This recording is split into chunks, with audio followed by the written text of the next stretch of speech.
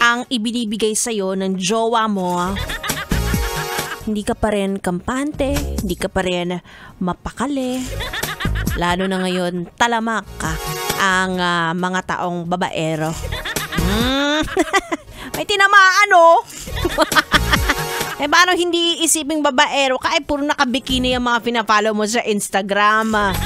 Diba? Tapos sasabihin mo sa akin, pagkatiwalaan ka ng buong buo, ako pa rin ang buhay mo. Ano yun? Wala, uy. Hindi na naniniwala ang person na ito. Doon na lang ako sa taong may takot na sa Diyos, may takot pa sa ganda ko. Mga yes, friend, I am back. It's me, Ganda Wanda. Kasama niyo pa rin dito sa 101.1 Yes FM. At shoutout sa mga yes friend kong good boy, kuno, pero babaero. Ilag-ilag, salag-salag yung mga hindi makontento sa isa na ang tingin yata sa relasyon ay group project. Kailangan maraming involved, ganon. Group project na nga siya pa yung leader, siya ang nasusunod. Diba? Kaya ugaliing mag-background check. Ayan, alam na yan ang mga magaganda nagba-background check hanggang nung simula nung pagkabata, ganyan. Kahit mga childhood crush, kailangan alam namin. Baka magulat na lang kami, di ba? Ay, bumalik siya sa niya, sa childhood crush niya, yung the one that got away, di ba? May mga ganun pa. Pero no, kahit anong background check mo, may mga tao talagang ang lupit magtago.